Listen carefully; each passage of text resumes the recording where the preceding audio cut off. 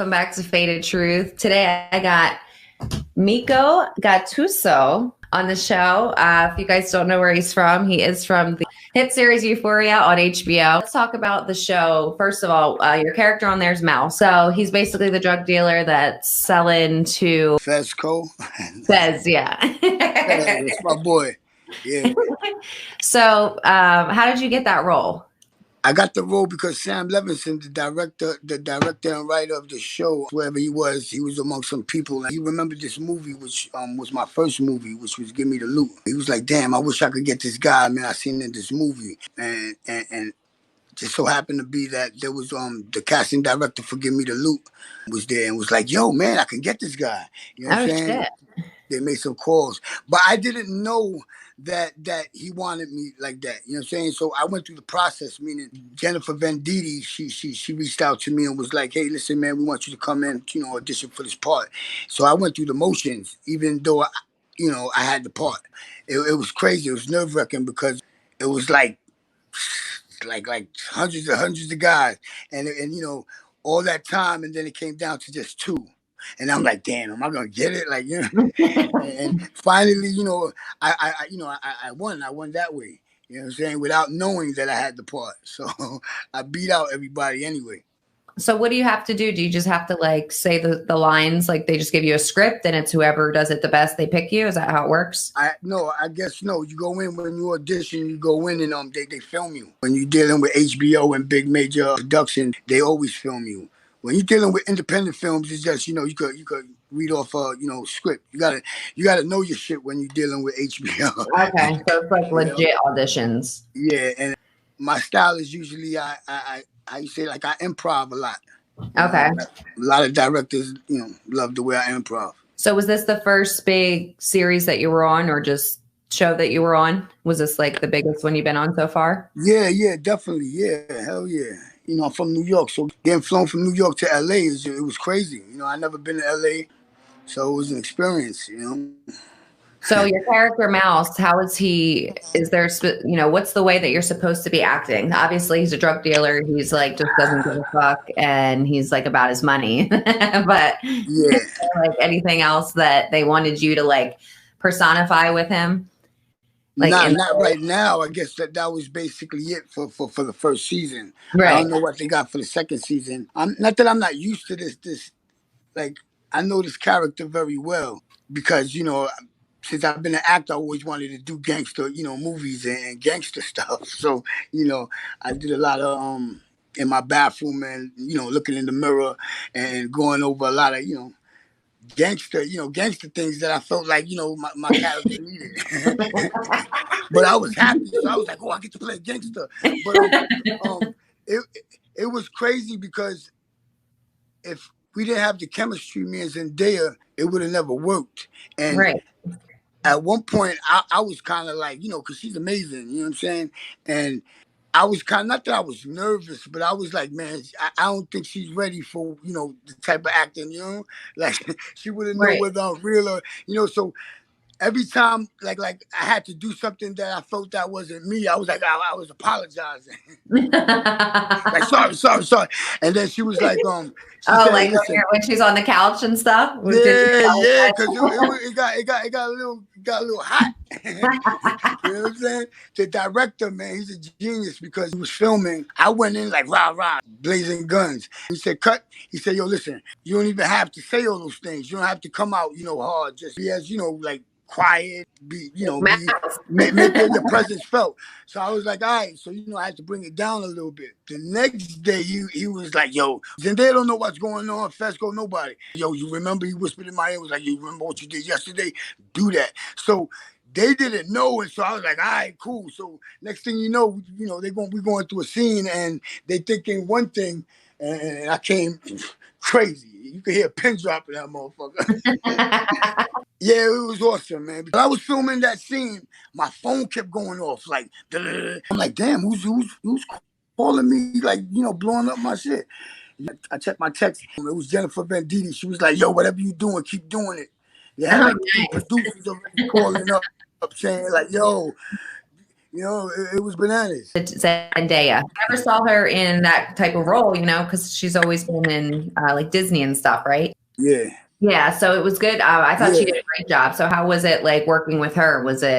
Did you guys just vibe automatically? When I got on set, it was crazy because like they taking me to my trailer. So, you know, I didn't have the best trailer, but I had to pass Zendaya's trailer, you know, some people's trailers, and they had like space stations.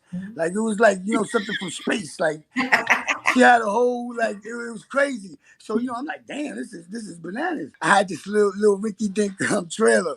And I was happy. I was like, oh shit. Everybody from the space stations, they all came to the back. Everybody chilled at the, you know what I'm saying, at my trailer. It was the hood. I called the hood. Yo, y'all want to come to the hood? Come this way. But yeah, it was crazy. So when I got on set, I was looking for her because I was like, damn, who's this girl? Because, you know, I never been on a set that big. When it rained in the show, they had a rainmaker. Like producers are editing as we shooting the show. That's crazy. How many like scenes do they have set up on those big sets like at once? Well, all depending on the location. So, you know, we had a location where they had a house. Fesco lived. It was just a house, but everything around it is like they turned that whole house, that whole block into like, you know, Disneyland, man. You talking to a cat from the hoods. I started from the bottom, like bottom. I worked for peanuts and coming up. So for me to be on a set like that and working with HBO, it's crazy, man. Where'd you grow up? I'm in the Bronx, BX. So how was growing up there? I mean, you know, I felt for all the traps growing up, you know, the drug dealing, the gang banging, the getting in trouble, the you know, you name it, I did it, you know. So it was rough. So when did you first like start realizing that you liked acting? I think I was always an actor. Growing up, I used to love musicals. I didn't tell nobody, you know, but I used to love musicals.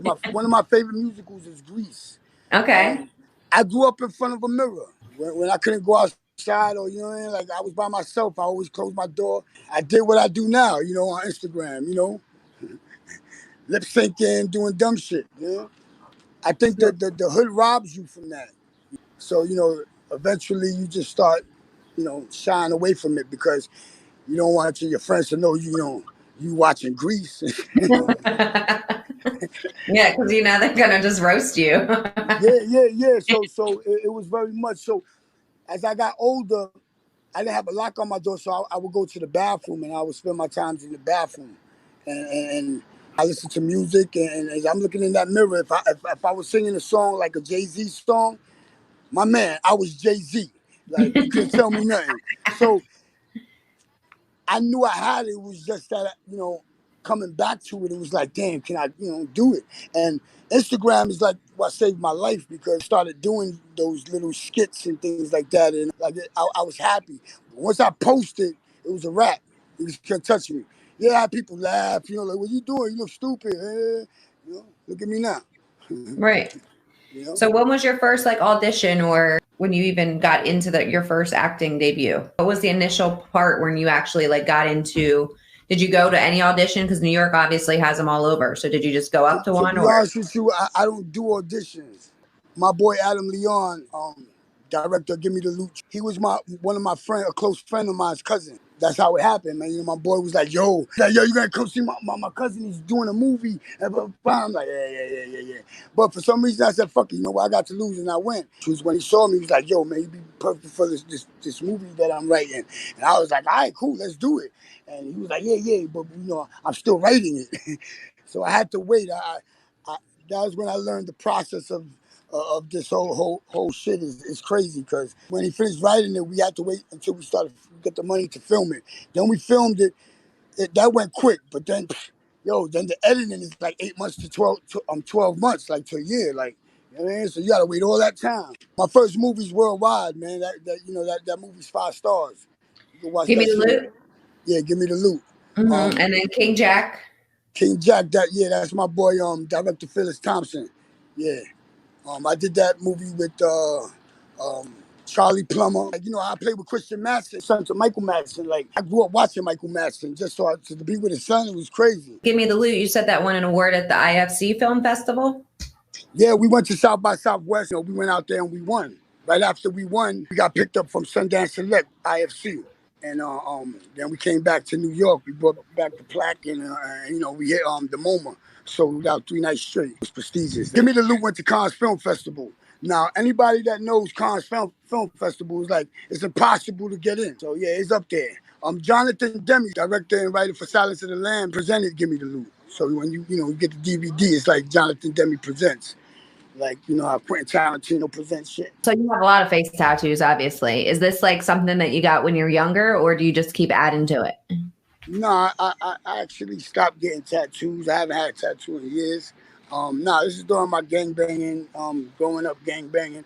You know, I'm a Lang King. What's crazy is that, you know, I got the Bronx on my back. When my people see me, it's like, yo, that's a Lang King. Like, how the fuck is on TV? like, you know what I mean?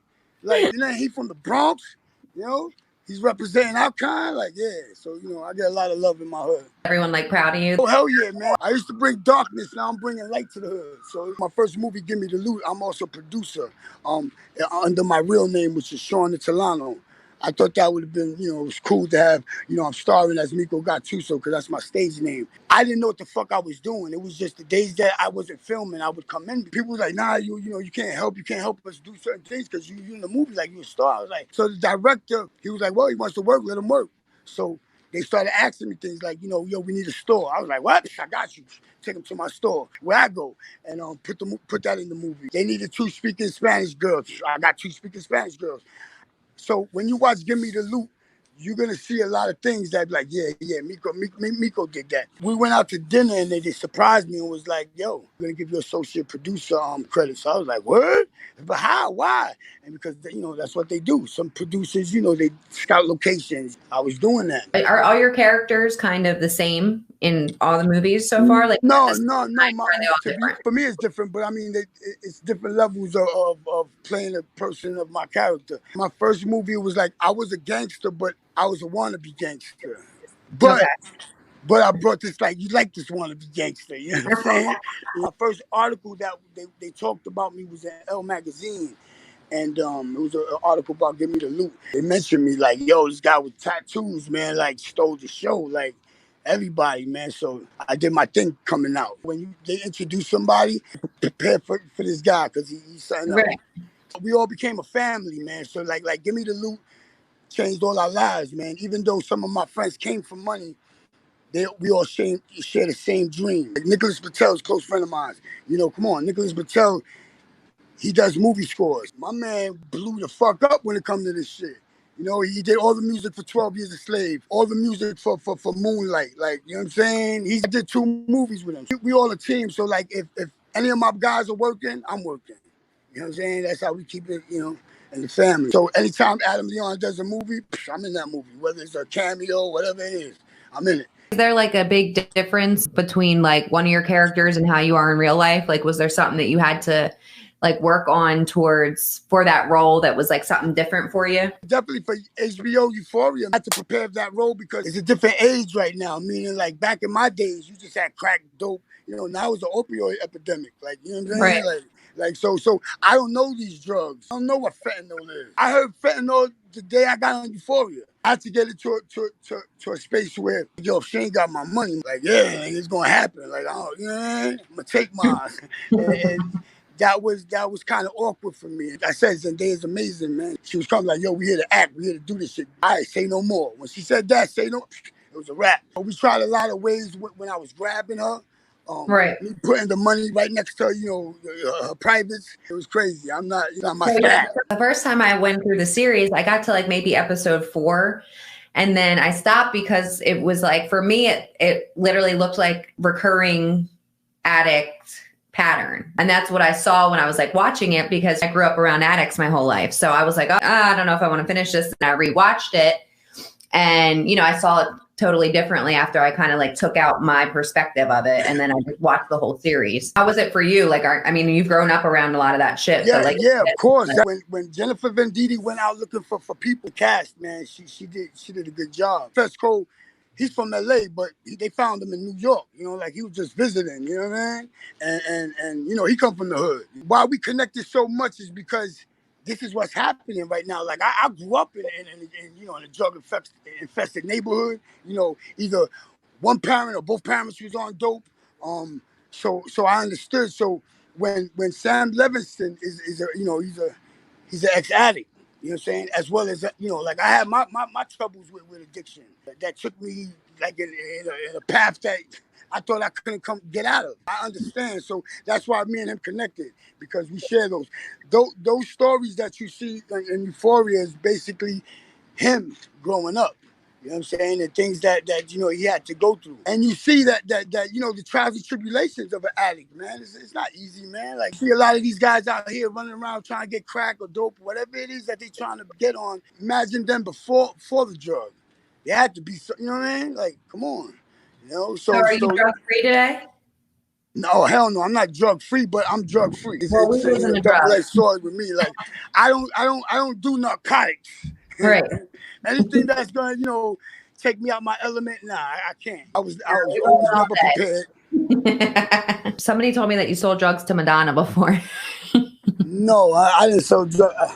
I just wrote a movie because I do theater. I just finished writing a piece. I got some of the cats from the hood, real heavy hitters. You know what I'm saying? So Peter Shue, he's a part of that documentary called "Feel My Pain." He did like 20-something years, and he used to date Madonna. You know what I'm saying? He used to fuck around with Madonna. So Madonna's the one that ratted him out. You know what I'm saying? He went in and did a lot of time. While he was selling drugs, he used to throw these parties, like extravagant parties, and all the celebrities used to go. We have another guy named Pirata, which he was a hitman for Calderon back in the days. That's the new thing in New York, man. Like a lot of these podcasts, like Queen's Flip, you know, like, yo, they blew up. You know how they blew up? Because they started interviewing cats that used to make real big money back in the days. You know what I'm saying? Within the hood, you know, and they're known because, you know, the kids in the hood want to know that they, you know, about these guys who's making millions of dollars with the drug trade and shooting up and blah and having lawyers to fight their case. It's crazy. It's like, you know. So the Feel My Pain, that's your documentary? Yeah. Okay. And is that out already? It's not out. We're still filming, because once I did this show, man, like everybody came out. Like, next thing you know, I got a call from New York Times. They're like, yo, we want to run an article. Boom, boom. All right, cool. You know what I mean? All for me doing this, people coming out the woodwork. After that, somebody picked it up and was like, yo, listen, we want to shoot the movie. So when I did my first show, they were shooting a movie on my first show. Documentary is going to lead up to the show. I'm excited. It's going to be a 4-part series. We're going to see like the full-on life journey of Meeko? Well, it's 4 of us telling our story about Feel My Pain, about the trials and tribulations of wanting to live that life of crime, but, you know, the consequences, you know, and who pays for it? You know, the kids, the wife, the family. Right. When you got to go do 18 years, you know, like, come on, that's deep, man. So do you think you move differently now because you have people looking up to you and you obviously are like an advocate in the fucking hood? Like, oh, hell yeah. But listen, hold on. You know? I'm 48 years old, my man. You know what I'm saying? That's 2 years from 50, right? If I was still doing the same shit I was doing 20 years ago, there's a problem. You know what I'm saying? Right. Even if I had the same mind frame, like, nah, it ain't happening, man. I'm about, you know, the secret to this whole shit for me is helping and giving. If I knew that, that's the secret. If I knew that back in the days, I would have been giving and helping all, you know what I mean? But, yeah. You know, and I could tell people this, like, yo, that's the secret. Help. They're looking at me like I'm crazy, but look where I'm at. And every time, it never fails. You know what I'm saying? It never fails. The more I give, you know what I'm saying? The more I help, the more doors open up for me. It's like, shit, why would I go back that way? It's crazy. Well, good. I'm glad you're doing good. You're definitely like a whole ass miracle to me. No, yo, sometimes I bug out because I got pissed myself like, yo, my DM sometimes, yo, I had these people DMing me from Russia. So you know, I pick up and I'm on my way to a protest. So they had a whole, like a Zoom, like four people, all from Russia, texting me in Russian and talking about it was crazy. Africa, places like, what, man? Like, yo, you know, I touched a lot of lives. Can you tell me about Emerald City? Yo, music is my first love. I rap with the best of them. You know what I'm saying? Okay. Anywhere I go, whether any rapper, I'm rapping. You know what I'm saying? And hold my own. So, but when we was kids growing up, we always trying to form a group. While I was in jail, me and my cousin had an opportunity, and I came home. We had it, and we started performing. We did a record, or we were signed to Select Records. But we also got jerks. You know what I'm saying? We didn't know the business. You know what I'm saying? Okay. So I had a black heart for the industry.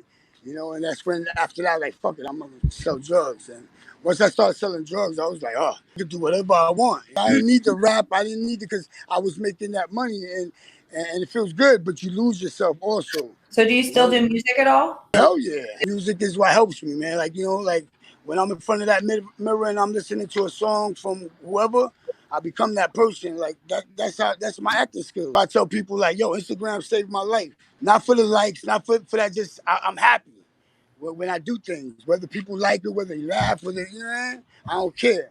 But the hood, they riding the wave right now, man. Everybody now want to do a video. Who's Al Love? Oh, Fancy footwork? show them the move. Show them the move. Show them the move. Yo, we had this choreographer, Nelson Vasquez, man. He was in Michael Jackson's video Thriller. Yeah, he used to choreograph and shit. So he used to choreograph these moves, man. I hated it. So you're a dancer too? When I'm in front of a camera, this beat in my head, I'm by myself, and I just let the music take over my body, right? And I'm dancing, and then I edit it, boom, and I'm like, yo, that shit is hot. But would never do that in front of anybody. So can you explain the last season finale of Euphoria to me? So Fezco ends with him. He left. He just robbed the other guy, got the money. Then you come. He owes you money. So you're picking up the money, right? And then you see the blood, or your guy sees the blood on the money. Yeah. How does that relate to you and you like getting mad over it? Because you're just trying to get paid, no?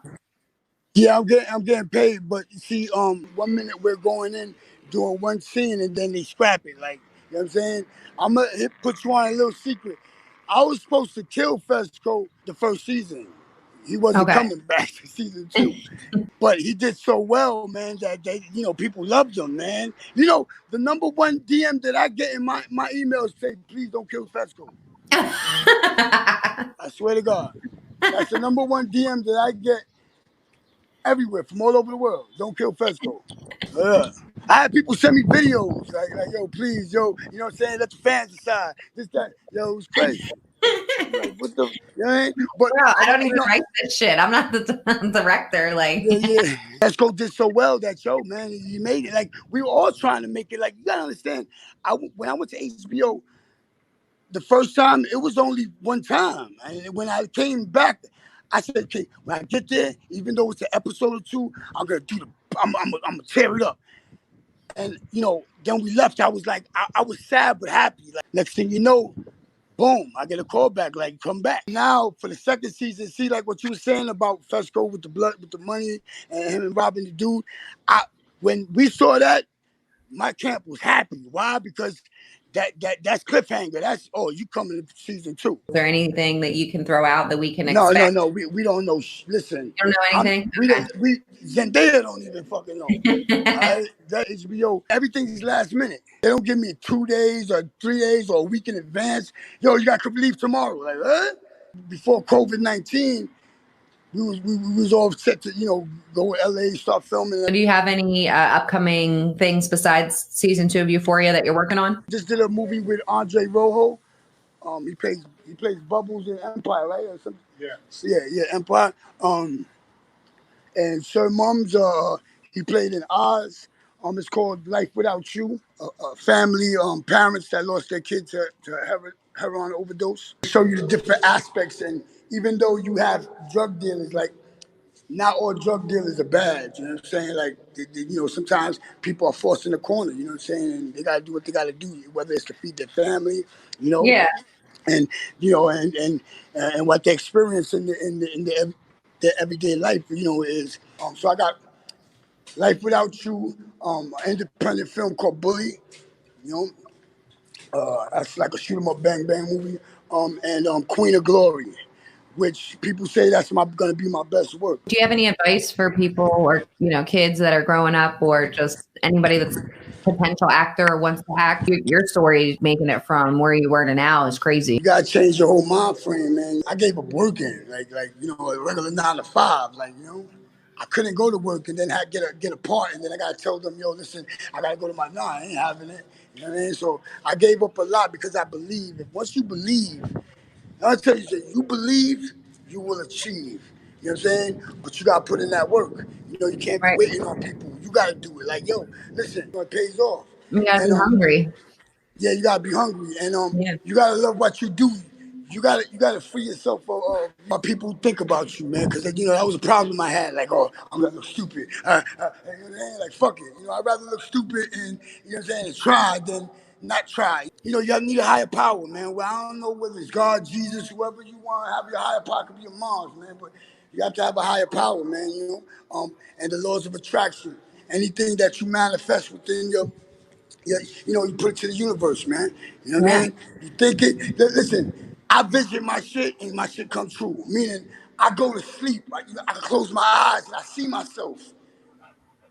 And I keep on every day. It's gonna come true.